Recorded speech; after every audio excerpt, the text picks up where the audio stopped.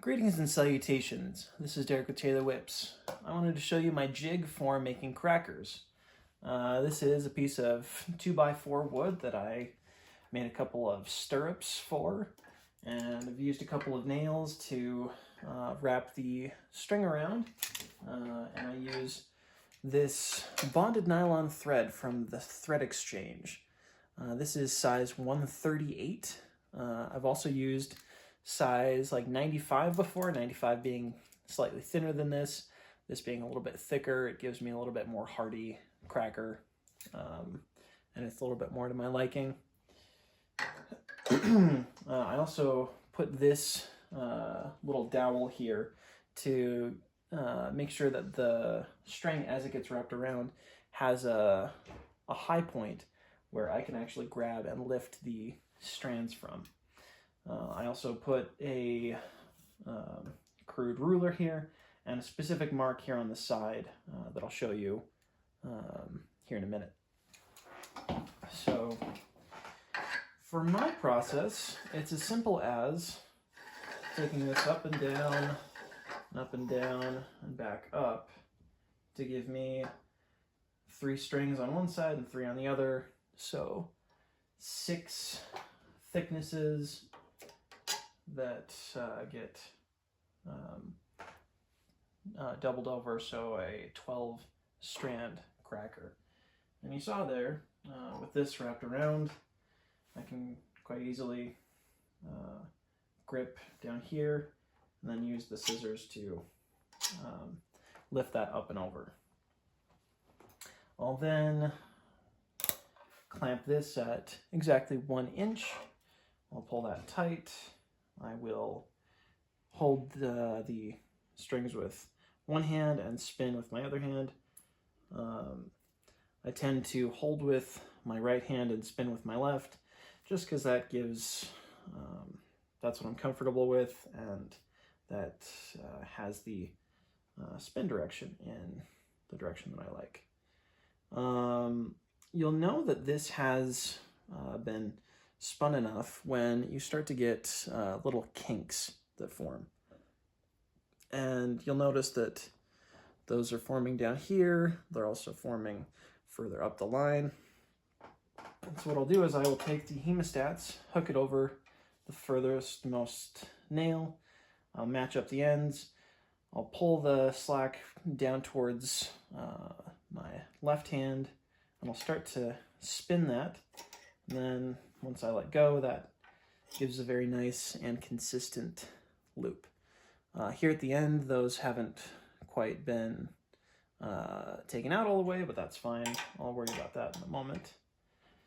Having this hooked there, I can pinch right at about that mark, and once I let that go, I let it unravel to that point.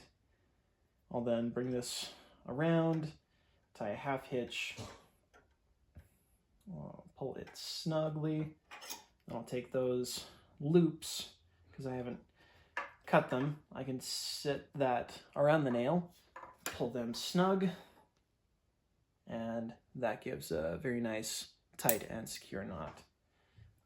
This bunching that happens, if I untwist the end just a little bit and give that a good pull, that helps to align everything so that I have a nice clean loop there at the end. From here, I have a mark at 7 inches and a bigger mark at 10 inches because I like my crackers to have a 7-inch twisted section, more or less, and a 3-inch tassel. That's just my personal preference. Everybody has their own way of making crackers that works for their whips. This is what I like. With that ruler, I can pinch right at the 10-inch mark, and I can snip this. I can throw my waste. It's usually not very much. Throw that straight into the waste basket, and there we have a cracker that has, especially when I'm doing big batches of these, I like the knot to stay exactly at 7 inches. but a little variation isn't really going to impact performance that much. And there we go. That is a simple cracker making tutorial. And for attaching it to a whip, there are a lot of different ways of attaching this. My preferred method is to slip the loop of the cracker over the fall and then to simply tie a half hitch. So this will go around and through, and this gives, at least in my preference, the most streamlined and a very secure hold. There are people who tie it differently than this, but that's really secure and it's really not finicky when I tie it. Very rarely these days do I have a cracker actually slip off, or if this were to wear through, this doesn't actually cut into the fall very much, and if it were to break, I would only lose maybe a ½ inch or less.